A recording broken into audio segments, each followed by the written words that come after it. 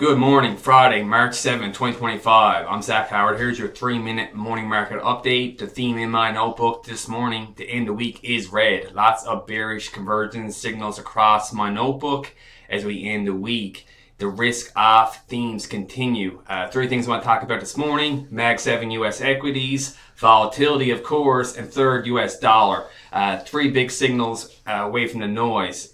The Mag 7 went out yesterday, all bearish trend signals in those 7 names. We had Apple and Meta joining the party of other bearish names. Nvidia and the car company went out near the day's lows, which is not great to see on accelerating volume. We see now 9 of the last 11 trading days in the US with a down day. That is the theme. That is where the money is going. We had a consecutive day again yesterday where both US Treasuries, US equities, and US dollar all lower on the day. To me, that's signaling capital is leaving the United States.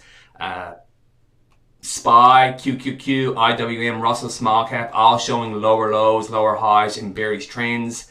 Want to avoid that. Could it bounce from a continued sell-off levels we've seen? Absolutely, but markets can and do tend to crash from oversold levels, so need to be aware of that. The XLK, which is the tech heavy ETF, it also continues to be lower lows, lower highs, and a bearish trend.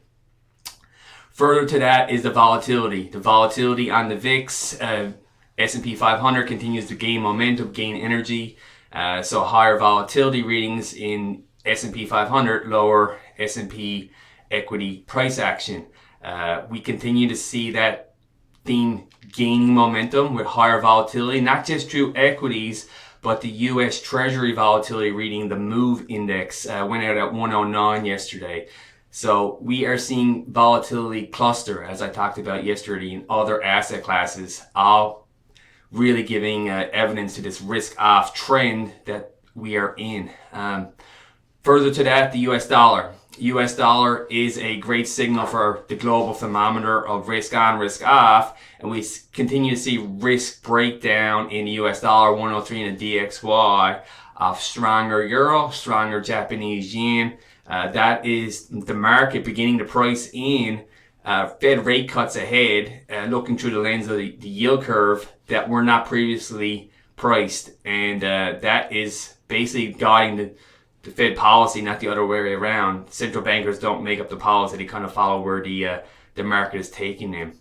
If you're going to study anything to distinguish signal from noise, look at the US dollar, look at US yields. They are really the signposts that are most important when we are navigating markets.